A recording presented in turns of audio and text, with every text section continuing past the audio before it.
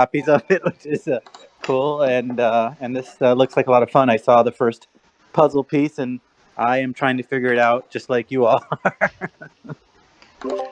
Yeah, well, so I guess to step back to kick us off, you want to just let us know what all has been going on with the Midnight Ride and kind of what you've been going through since the book is launched.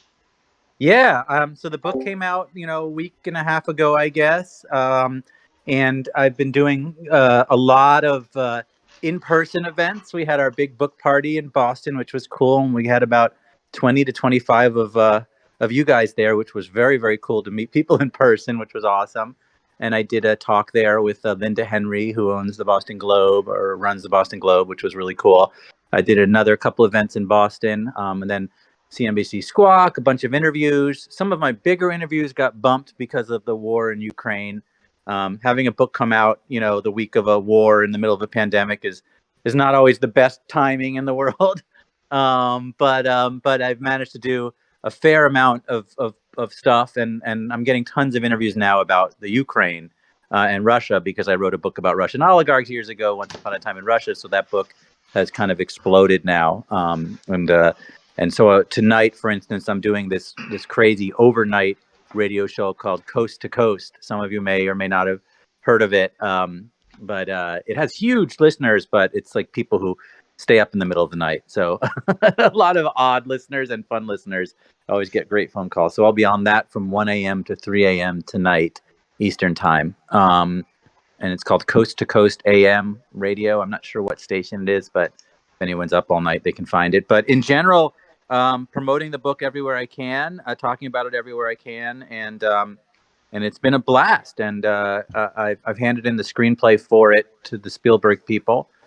So waiting to hear back from them on what the next steps will be with that, whether there's another draft to be written or whether we'll go searching for, directors and actors and things like that. So that's been really cool. And then, yeah, coincidentally, I just found out that the movie 21 is now the 7 most streamed thing on Netflix this week, which is kind of cool out of the blue. Rising on Netflix, you never know what's going to catch people's attention on there. So that's been really cool to see. But yeah, I'm excited to talk about Midnight Ride. I just so enjoyed writing this book, and I'm writing the sequel right now, which I have to hand in May, to come out next year. So if you've enjoyed this version, or if you enjoy this one, there will be a second one involving the same characters coming out next year. Yeah, who would think you would drop a new book and your one about the Russian oligarchy would become a bestseller, and your movie 21, which has been out for so long now, would be one of the top streaming on Netflix. What a coincidental month. I mean, I think it's really crazy, and it's awesome, and it's really a great moment to be us, launching this NFT thing. I think if all continues to go, the rising tide will rise us all up over the next few months to 6 months. It's going to be great. And the Antisocial Network, we're going to have some big announcement on that coming up shortly.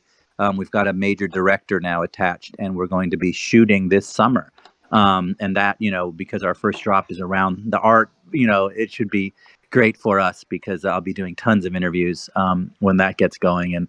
And when that movie comes out, it'll be like a massive campaign around what our first drop is. So it should be really cool for everyone. So I hope people hold on to their rockets as we move along.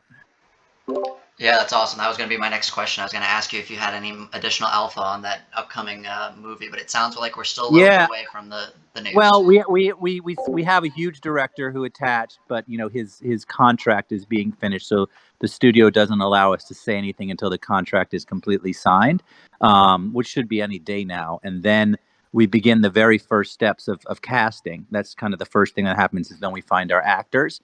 And because it's an A-list director and an A-list script, we'll be able to get just about any actor we want. And then we'll have a shooting date set up, which they're hoping for early summer. And I'm guessing we'll shoot around LA and Boston would be my guess as the 2 places, but you never really know until you start, looking for locations that fit what's in the book or what's in the screenplay. And the goal is to release it, fairly as soon as we can, because we're trying to beat Netflix, who's trying to do their own GameStop movie. We're way ahead of them, and ours is the only one that's going to be in theaters. So the question will be, when can we release I would think earliest release date would be end of this year or early winter next year, but it's going to be an Oscar type movie, just because it's not a superhero movie, and so the goal is to win awards. So sometimes Oscar movies you want to put out late year. So maybe we'll get it out December, January, but I don't know. It's too early to say. But yeah, I will have some alpha soon, and as soon as I hear, this will be the first place that I'll say it on the Discord. So it's going to be great. The director is awesome. I'm really excited. Awesome. Well, so to take us to the book club itself, so the expectation for tonight was hopefully everybody has read at least the first 10 chapters of the book, so really setting the stage for where the book is going overall. We'll try not to avoid anything that goes too far beyond that. But ultimately, Ben, I guess, the first question we have here is like, as you write the beginning of a book, what are you typically trying to accomplish early on when, setting the stage, and particularly when it came to the Midnight Ride? Yeah, great question. So, as you probably know, or some of you know from the way I've talked about this book before, The Midnight Ride started as a serialized novella for the Boston Globe. So I was doing a chapter a day in the newspaper that ran for 3 weeks. And then, it kind of took off, and then I extended it into this full-size book. So some of these chapters were, part of what was originally in the Globe, and some of them were brand new over the past, few months as I extended the book. But the original goal when you open a book like this is, first of all, you have to catch everyone's attention. Because the truth is, if the first 10 to 20 pages of a book don't catch your attention, you don't keep reading. And this is something you learn very early on as an author. If you can't catch someone's attention in the first chapter, you're done. No one's going to stick with you. So the first chapter, originally in the Globe, actually was chapter one. Here it didn't have this prologue. So it began with Haley Gordon in the casino. That was the first chapter that ran in the Globe. And so, I'm originally known for bringing down the house and the card counters. And Haley, is a character that I really had fun developing, a card counter with a troubled past that I think in chapter 10 you still don't know about. So I won't go too far into that. And I wanted to set it at the Encore Casino. I don't know if any of you have been there yet, which is kind of this strange monstrosity just built outside of Boston. It really looks like a Vegas casino. I don't know. Have you been there yet? Yeah, I'd actually had gone a few times when it had first opened up, and it was renowned for having far too high of table minimums for my taste. Yes, they got in a lot of trouble. People were yelling about that a lot in the newspapers because they opened with this sort of Vegas mentality, but they're in a neighborhood that certainly can't support tables like that. And the people who would go there didn't want to sit down and spend $3,000 in their first night at the casino. So yeah, they did open with way too high tables, but it's really a little piece of Vegas just sitting in the middle of Boston, which I think is kind of hilarious. And I've always loved writing about casinos because they're pretty bizarre places where their whole point is to take your money, but they want to find lots of ways to disguise that, right? So they're designed to take a certain amount of money from you. And I hate card counters because card counters aren't going to give them that money. Every person who walks into a casino in Vegas is expected to lose around $300 a night. That's the expected loss of everyone who steps into a casino. But if you're a card counter, you don't have that expected loss, and that's why they don't want you there. So I've always loved writing about card counters, spent a lot of time with them. So I wanted to open it, with a card counter at a table, very similar to Bringing Down the House, which came out 20 years ago, actually. So 20 years, almost to the, one more month. I'd been writing about those card counters. So that was the original opening. But when I went back in to add to the book, my editor was like, "You really got to show what you think happened at the Gardner Museum. How did the heist actually go down?" And so that's our opening now is the Gardner heist. And these characters that I'm writing about are real people. Robert Bobby Donato is a real person. His partner is a real person. Although I play with I think Richie's name a little bit, but these are all real people, and this is essentially how that crime went down. So if you read this chapter, the opening, this is how I believe the Gardner theft actually went down. Yeah, and we had a few folks talking about the Netflix docu-series that had happened on the same thing. And so I guess was that part of your research when you were getting ready to write this book? Well, so the Netflix doc is amazing, and I think it's I absolutely watched it a number of times. I've read pretty much every book on the Gardner theft, but this was actually informed by that strange phone call I got in the middle of the night. And some of you have heard this story before, and some of you maybe haven't. But the reason I became obsessed with the Gardner theft is about 15 to 20 years ago. I got a call in the middle of the night from someone who had claimed to be one of the people who robbed the Gardner. And I was a writer, a journalist who would always get weird calls of people pitching stories. This guy called me and basically told me stuff that wasn't out in the press yet, some stuff that later came out. Told me, he had just gotten out of jail for a very similar crime, and then he told me he was going to break his parole and he wanted to meet me in the middle of the night in South Boston in an alley, and I had to come alone. And I started to get nervous. He was sketchy. The stuff he was telling me did not feel safe. So I tried to kind of change where we were going to meet. I wanted to bring other people, all this stuff. And he got agitated. He hung up on me, and I never heard from him again. So to this day, I've wondered if I passed up cracking the Gardner theft because I didn't go meet this guy. And so for years, I've always been obsessed with it. I've read everything that's about it. I followed all the different, theories, the different people of interest. And so this scene isn't just based on the research that I've done from books and that documentary, but also from that phone call. And what this book and the next book are all going to play around is, this guy told me that the Gardner Museum was robbed to order, that a very wealthy person actually hired them. But then that rich person died before they could deliver the art. And that was the reason the art ended up in limbo. They couldn't sell the art anywhere because it was way too famous. And the person who had ordered it died, so wasn't going to pay them. And that's why the art ended up just being, stuck somewhere. So it was really intriguing that this guy told me all this. And so that kind of plays into this whole story. Awesome. And then we do have a question. So when you're writing a book, you talk about how you're trying to set the stage, but then do you just start writing and kind of figure out how it's going along the way, or is it something where you pretty much know the beginning and the end from the beginning? Yeah, so I'm the type of author that knows everything I'm going to do before I do it. I actually spend most of my time researching and then doing an outline.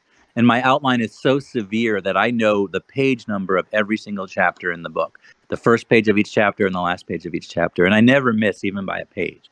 So I have every level of this book planned out before I would start writing. Because I was doing that for the Globe under this really fast deadline, it was a little different than I normally do in that I had an outline, I had my research, but I was really flying a little more by the seat of my pants. But as I, when I extended it into the full size book, I had everything planned out beforehand. So I didn't sit down to really write, the first chapter until I knew the last chapter and how it was going to end and how these characters are going to interact and sort of all the different scenes and the balance of it. I'm just, listen, I hate outlines. Everybody hates outlines, but it makes your writing so much faster, and it just makes it all better to me. There are writers who sit down and just write, but I've always been someone who plans it really, really down to the word almost. And then once I've got the outline and once I've got all the research, then it is really just kind of this frenzied, crazy. I turn up music. The room is usually dark. Certain scenes I'm wearing sunglasses, or I tie a bandana on my head. I'm a pretty strange writer in that I get very active and I listen to music based on what kind of scene I'm writing. So anything from like Eminem to like classical music. I actually tried for this book to listen to Revolutionary War era music, but it's horrible. It's really, it's like fife and drums and stuff. And it's just, try and listen to it. Go look some up and try and listen to it. It's not easy to write to that stuff. But yeah, I definitely set the scene, and then I really go in a frenzy, and I try and write a certain number of pages every day. When I'm on a good pace, 6 to 10 pages a day for me is a nice day. And the way I do it, and I tell young writers this all the time, or old writers or new writers, write by page and not by time. So don't say I'm going to write 4 hours today. Say I'm going to write 4 pages today, and it might take you 1 hour, and it might take you 10 hours. And you do this, and some of your days are going to go really quick, and some of your days are going to go really long. But when you're done, you're done, and set down the pen and stop. And I think that is the best way to continue forward. I mean, the key to being a writer is to not let anything stop you. because it's very easy to just put down the paper and stop, get up from the computer, and then not go back to it for 3 months. So the key is do whatever you can do to get you into that mode where you go day after day after day after day. And even if you were writing just 2 pages a day, you'll have a book in half a year. So for me, 6 to 10 pages a day, you have a book in a month and a half. So that's sort of my process. Got it. Well, I do know that your wife is listening, so we have gotten a request for a bandana picture. So next time that happens, we request a couple of those to be dropped in the Well, Discord. I don't always let Tanya into the room when I'm writing. I one of the first things I do is I have a lock on the door. I even had to put a lock on the door because when you get into the writing phase, you have to be like, it's your own little world. Like that's the one thing you can control in your life. is that little moment when you're writing. And so yeah, I do a lot of weird things. I used to have a ritual where I would play backgammon against myself 3 games before I would start writing each day. I go through lots of rituals. I think ritual and is a big part of writing. You have to get your mind out of yourself, and so you do whatever you do. So there's a lot of weirdness going on in my office. We have the follow-up question to the if you know what's happening ahead of time, but do you ever end up changing the outline as you're developing it, or based on something that happens in the news or new circumstances come to light? Well, in my nonfiction books, certainly with the GameStop project, because I was writing it while it was happening, that was a much trickier situation. In that, there were new elements that would come up, and then you're like, oh, okay, or you might, some of the interviews I couldn't get till far along. Like I had to interview people from Melvin Capital, and I was working very hard to get to Gabe, the Plotkin, the head of Melvin. And when he finally agreed to talk to me, I had already gone pretty deep into the project. So then you find out new stuff, and then you do have to kind of readjust. For this book, it wasn't like that because it was fiction and I knew where I was going with it. But there are moments when you have to sort of, readjust just because the real world impinges on what you've been doing, with nonfiction for sure. But yeah, I mean, for me, it's more, it just depends on whether I'm writing a book that's happening while I'm doing it. Usually, my books aren't that way. Usually, it's a story that happened years ago. I've spent weeks and weeks interviewing everybody, and so I have all the information. So you're not going to really get new information.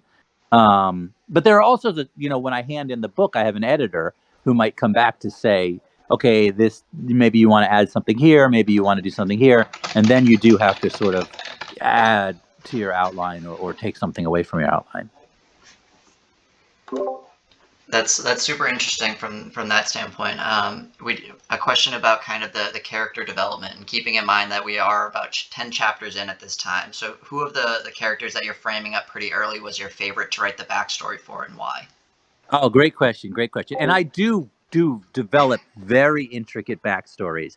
I used to actually write like 20-page backstories for each character before I started the book.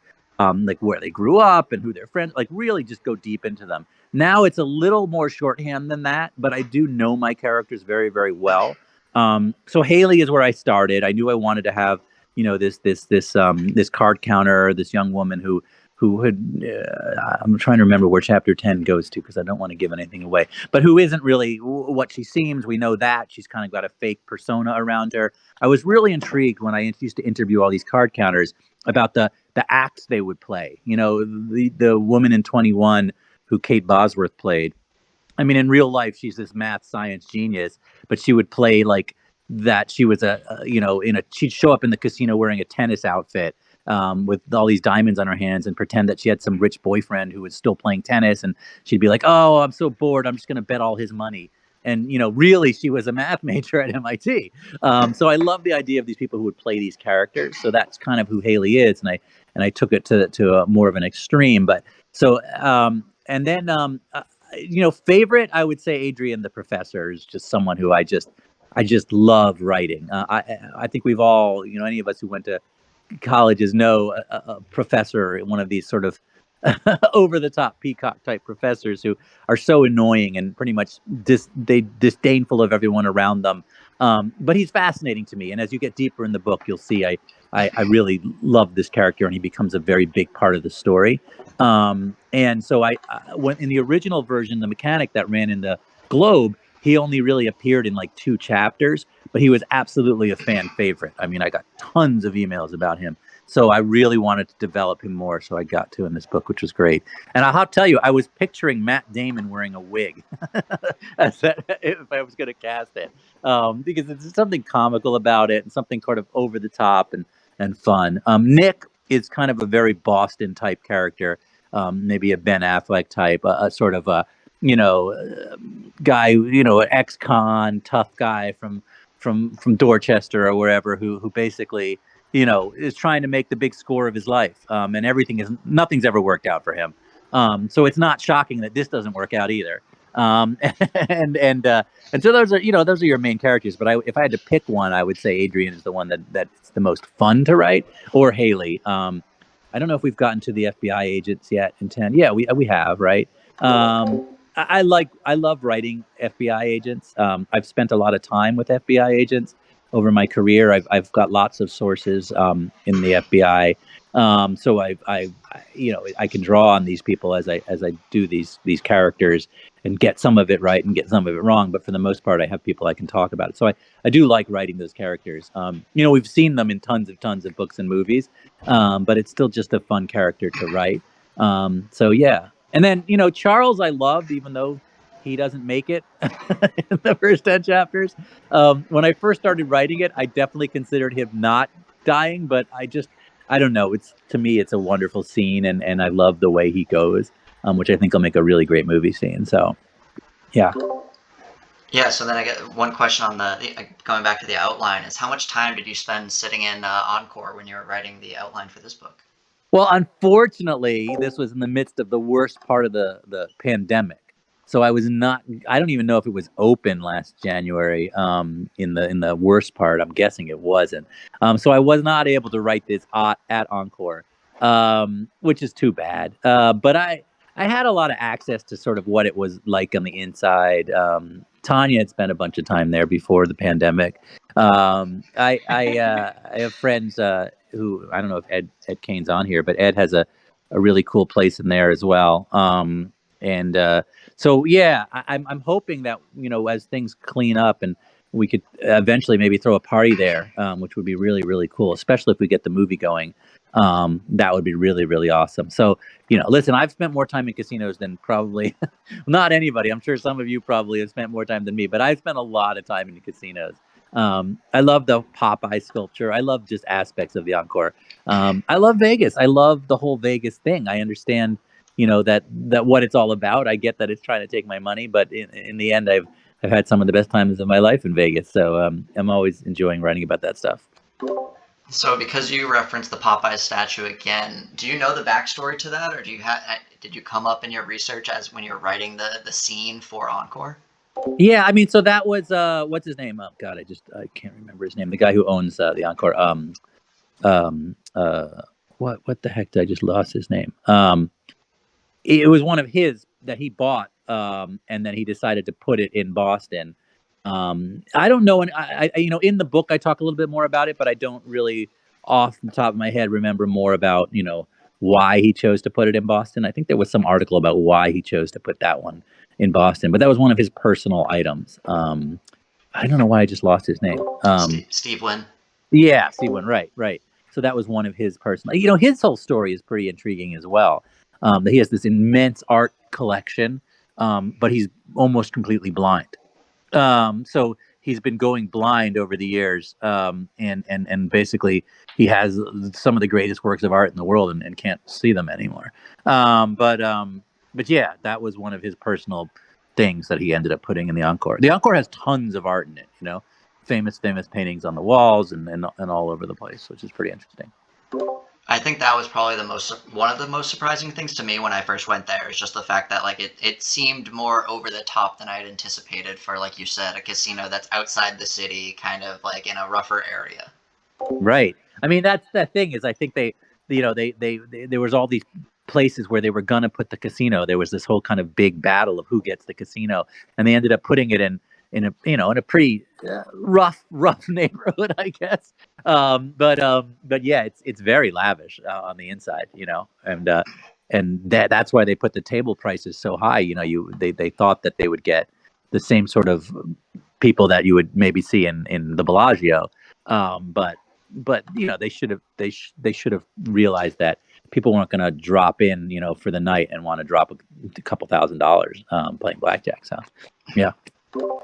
So, how do you typically deal with writer's block for days or when you have less motivation? And did you encounter it when writing Midnight Ride? No, so Midnight Ride was an explosion. I mean, I was under this insane deadline where I was literally handing in chapters right before it ended up in the newspaper. And then, sometimes really we were typesetting it while I was still fixing it. I don't actually ever. So writer's block to me is not like you're halfway through a book and you just can't get anywhere.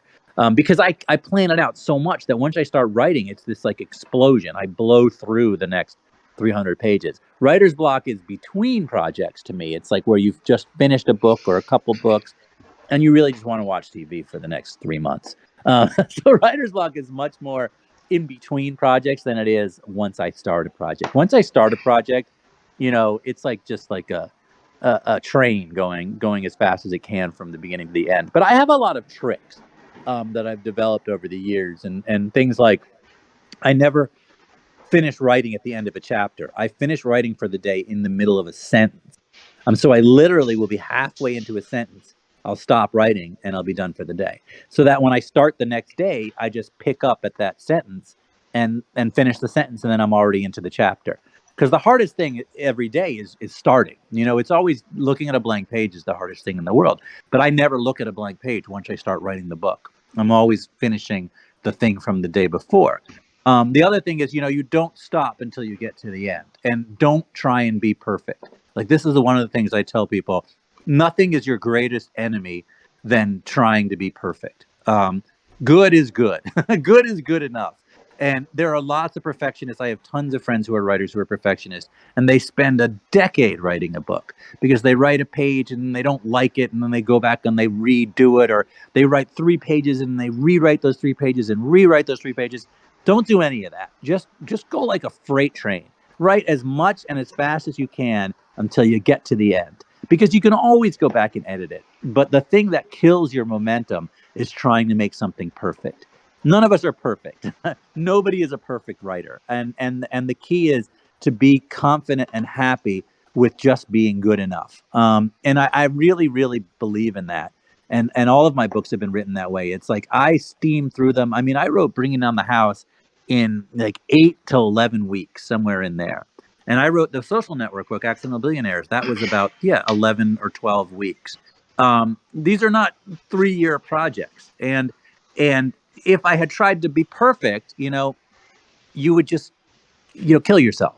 And the key is to really try and be delusional, about when I was writing the Social Network book, literally Aaron Sorkin was in the next room and I was handing him chapters, and that could be very intimidating if you let it get to your head.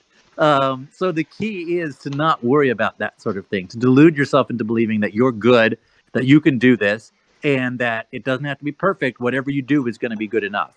And so for a book like The Midnight Ride, I steamed through it. I knew I had to put something up every day. I knew there were 100 to 200,000 people reading it every day. But I also knew that what I was doing was cool and fun. And honestly, I wasn't getting paid for it. So it was like, hey, you know what? Whatever I do is good enough. And I think that that's the key. Don't try and be perfect if you're a writer. And don't rewrite yourself while you're writing. You can always rewrite it when you finish, but finish, then rewrite. I think that's one of the key things that makes it possible for me. I can't look at like a 2 or 3 year window. It's just too much. It's intimidating. It kills you. For me, I want to be done with the book in 2 months. And so to get there, you really have to just write every day and then keep writing and keep moving forward. Yeah, so the fact that you end mid-sentence, the OCD in me just got crushed a little bit when you said that. Well, I have major OCD too. I mean, you have to understand, I am completely OCD, anxiety-ridden individual. But if you stop in the middle of a sentence, I swear the next day your life is so much easier, because you finish the sentence, then you finish the chapter, then you're on to the next chapter, and then you stop halfway into a sentence, get up and leave. and the next day just start there again, and it pushes you forward.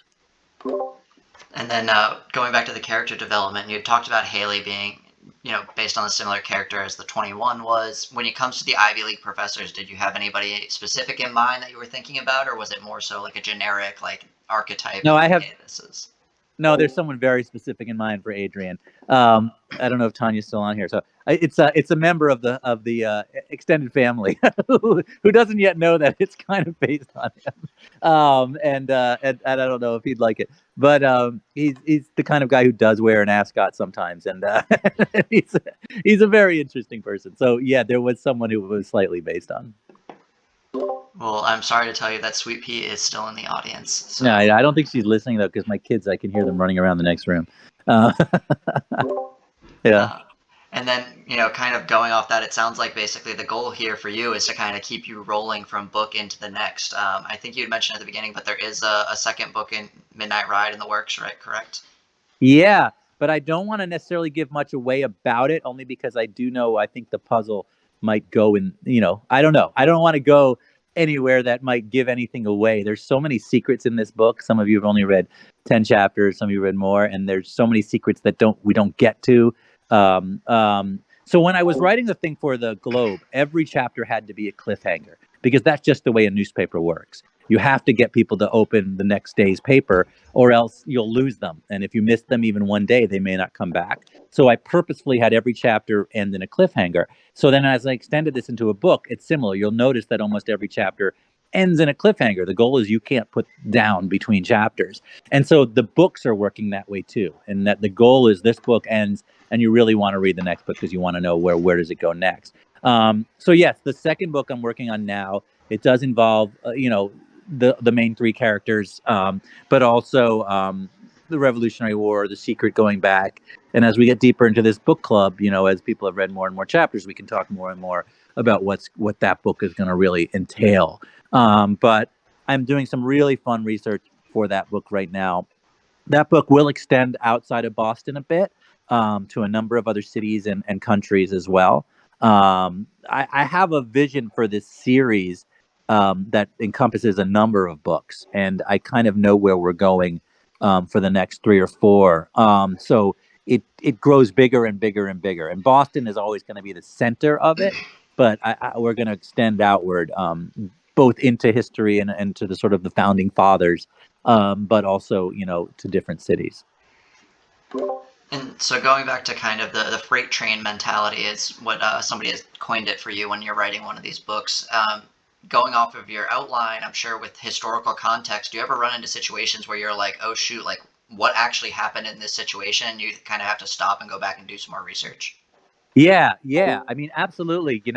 I got very deep into things like the Boston Tea Party, the Bunker Hill Monument, really, really into sort of, I don't want to go, I won't say, but a couple of sort of historical artifacts and elements that as I got deeper into the research, I found some really fascinating stuff out, and was kind of blown away by it. And, you know, uh, Paul Revere is fascinating to me because he is not at all who we thought he was. We all know him from the poem, right? But that's not who he was. I mean, he was a spy. He was the number one sort of coppersmith in the world. He was a technologist. He was a metallurgist. It's fascinating to sort of have these people come alive as you're researching them because they're so staid and boring when you learn about them in seventh grade. But the reality is so much more than a dude riding a horse across, the countryside. So yes, I did find out a lot of stuff, and the cool thing about history is it's the deeper you look, the more kind of weird connections you find. And this is why conspiracy theories sort of gain so much traction, is we can find patterns just about anywhere. I mean, that's the way the human mind works. And so look deep enough into anything and you're going to find some weird pattern, some weird connection, some weird coincidence. Just matching dates, just say, I pick a date in history and find all the different things that came together on that date, and you could build a whole conspiracy out of that. And so, yeah, the deeper I researched things that happened in American history around Boston, the more sort of, um, you know, uh, ammunition I had for the book that I was writing. When do you typically do your best writing? Do you do it on during the like a normal work week? Are you long days? Do you work on weekends? What's your typical Yeah, work so week? it changes. It changes as I go. So when I first start a book, I try to be pretty structured in my life. You know, I have little kids, so I usually take them to school in the morning, and then I, do some form of exercise to try and stay alive, and then I'll eat, and then I'll work, and then I'll usually write, daytime, noon to like 4 or 5, and that's the beginning process. But as I get deeper into the book, those hours extend and extend, and then I'm going back to work after dinner and working late into the night. And by the end of a book, the last 2 to 3 weeks, usually, Tanya will take the kids away somewhere. It usually kind of works that they have their school vacation. And then I spend that sort of 2 weeks and I write round the clock. So then I'm writing, 11 p.m. to 11 a.m., sleeping a couple hours, then writing a couple hours and sleeping. And it's kind of that weird schedule where you just sleep when you're tired and write when you're not. Well, I wrote Bringing Down the House in Vegas, literally going from casino to casino every night, because in Vegas there's no such thing as time, right? There's no clocks on the walls. You lower those window shades and you can get food 24 hours a day, and you can just write around the clock. But now, as an adult with kids, it's harder to live like that. So usually I somehow get away for the last 2 weeks of a book, and those 2 weeks are just kind of insane, where I'll be writing. I think naturally I write better at night, but it's very hard to do that if you have a normal sort of life outside of writing, because then you're just a zombie during the day. But truthfully, towards the last 3 weeks of a book, I'm a zombie anyways. I try and eat the exact same meal every meal. um, I dress like a homeless person. I'm just, it's not a normal existence for when you're deep into a book, because you don't want to be thinking about anything else. You're living in the story at that point. So yeah, it changes along the course of the book. In the beginning of a book, like right now with the sequel, I'm still at the normal phase of writing, where I'm writing a few hours a day. I'm getting into the story. But as I get closer to my deadline, I will take 2 to 3 weeks and just really go round the clock. No, that's great. And I guess going off that, kind of talking about the community and the NFT that's associated with it, both the puzzle and the BeNFT rockets themselves. Like, what's been your favorite part about intertwining the real world launch of your book combined with our community that we've built here?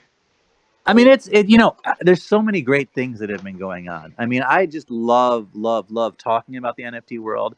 I love sort of reading through the Discord and the people who are excited about now seeing people excited about Midnight Ride, which is really, really cool. And it's awesome, seeing I've seen a couple posts of people who said, this is the first book I've read in a while and I'm reading it because of an NFT. That's awesome to me. The fact that we can have this kind of connection, right? That we can create a community around something like this. And then going back to the BenFT, I mean, I've gotten to meet so many cool people. When we had the book party, and there were a whole group of you there who, had bought a BenFT, and now we're able in real life to be a part of this book launch, which is something really important to me. A book launch is like launching a baby. I guess you don't launch a baby, right? I guess having a baby.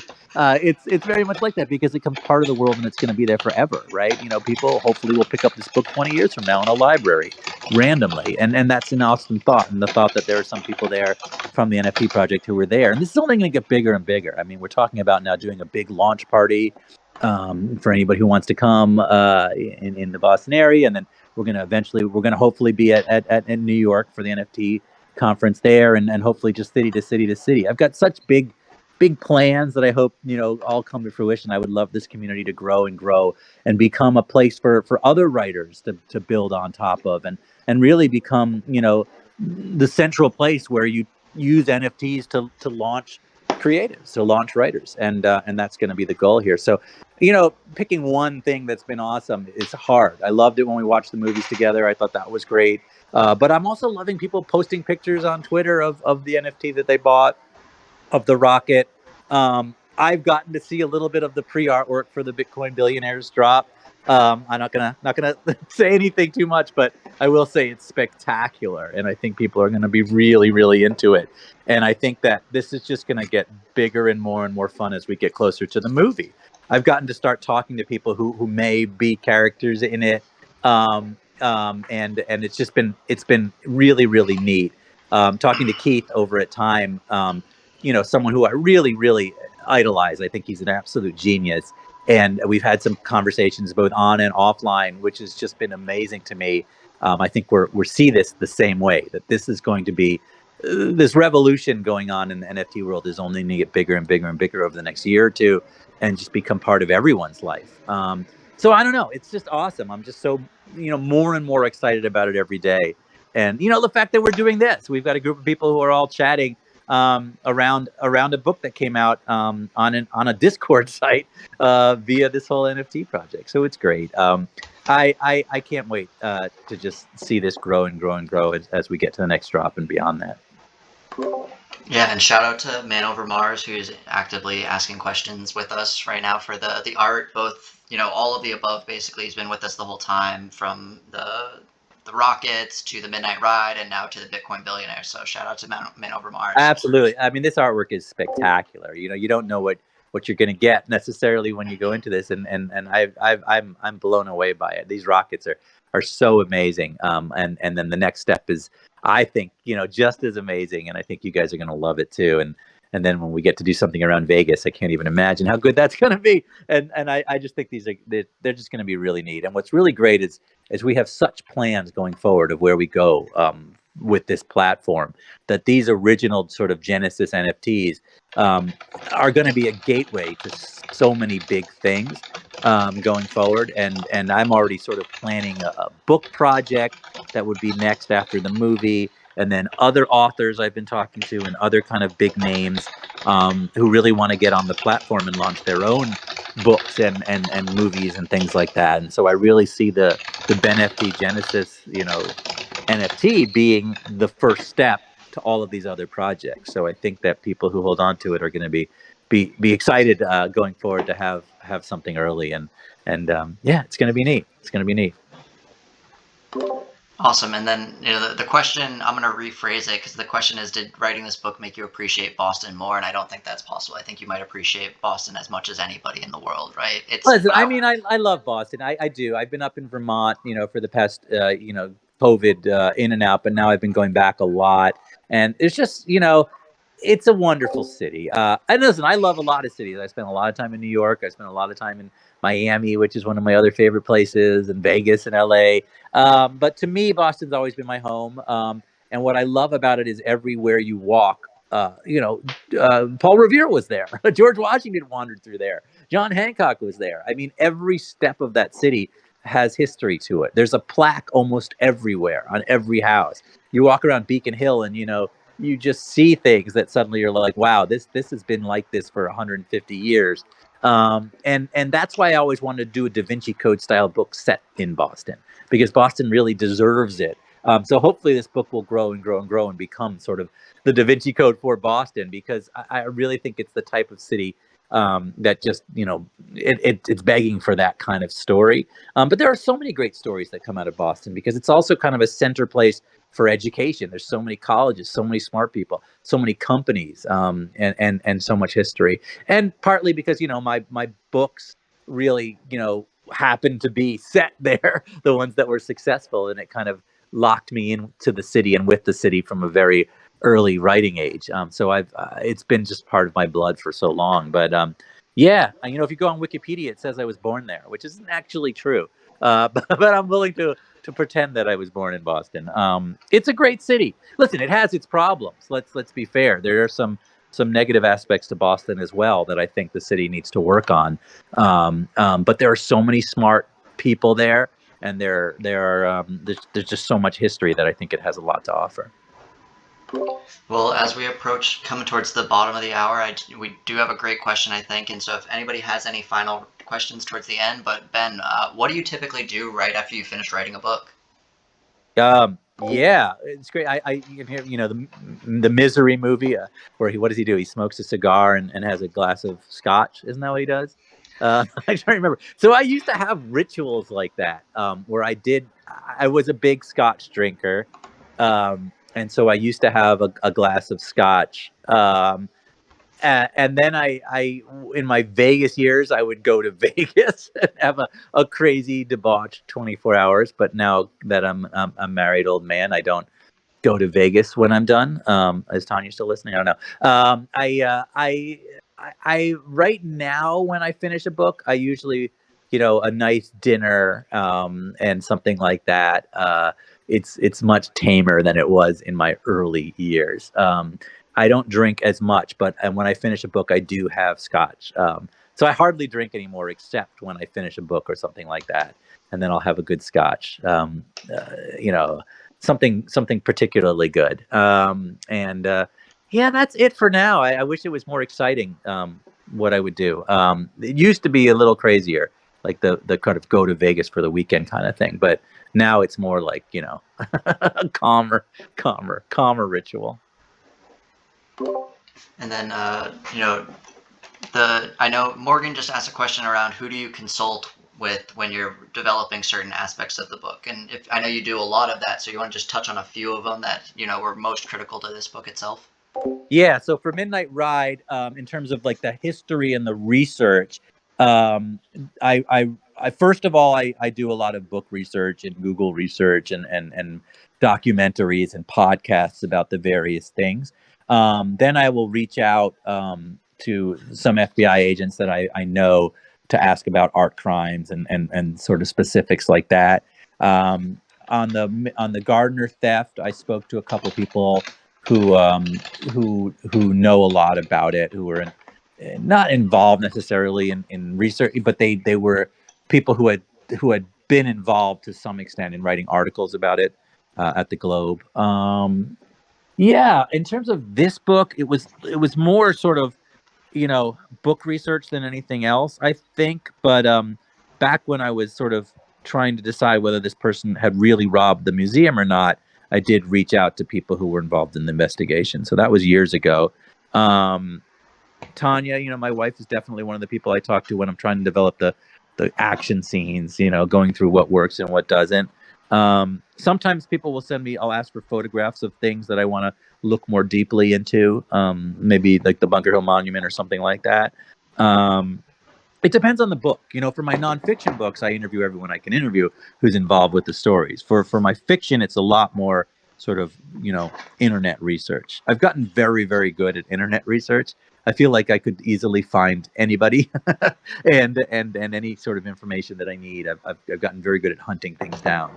Um, so yeah, I think that those are sort of the main people I consult. I will say, because I sold this movie to Steven Spielberg, I had a couple executives at Amblin who were very helpful as I was developing it from the what was in the Globe to this full size book, because I was also working on the screenplay. So we had a lot of conference calls with Spielberg's people talking about various scenes and history and stuff. So that was helpful as well on this one. But it's different with every project. Some of my projects are much more intensive, where I have 100 people on my call sheet who I'm calling to talk about as I develop it.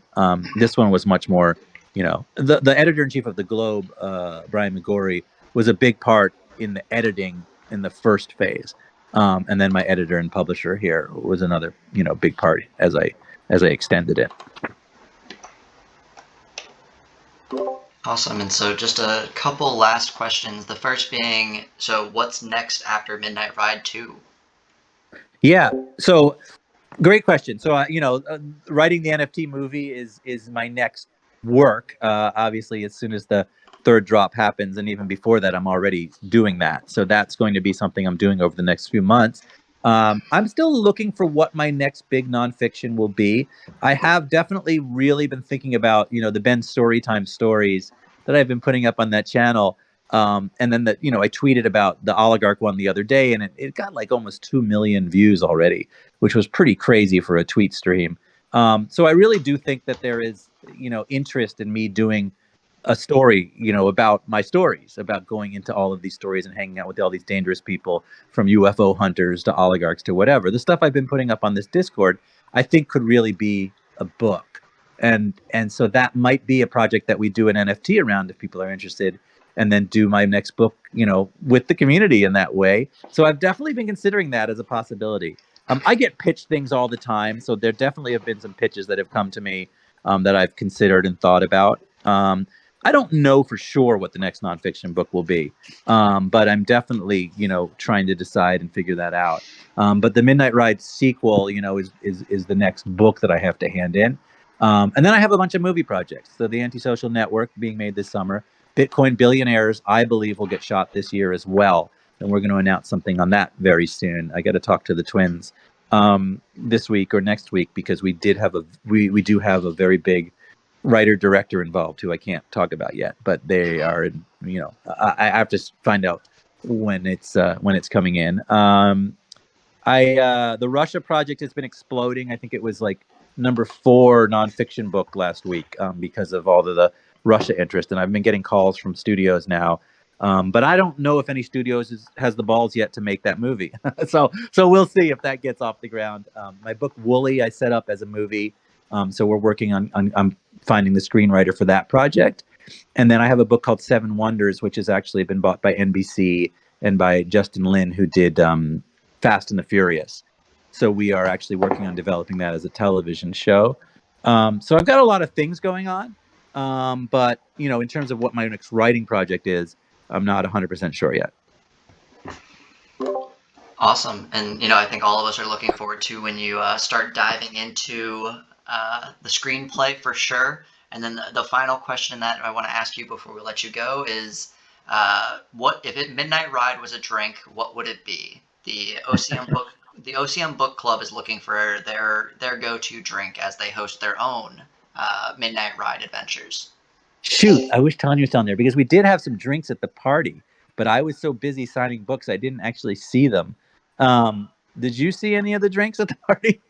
I had several for sure. I don't actually know what they were. One of them tasted like a John Daly to me, to be honest. I'm not entirely sure what the mixture was, but it was kind of like a half lemonade, vodka, and like some herbs potentially. Yeah, I mean, I feel like you could do something with Sam Adams pretty easily, just because Sam Adams, the connection.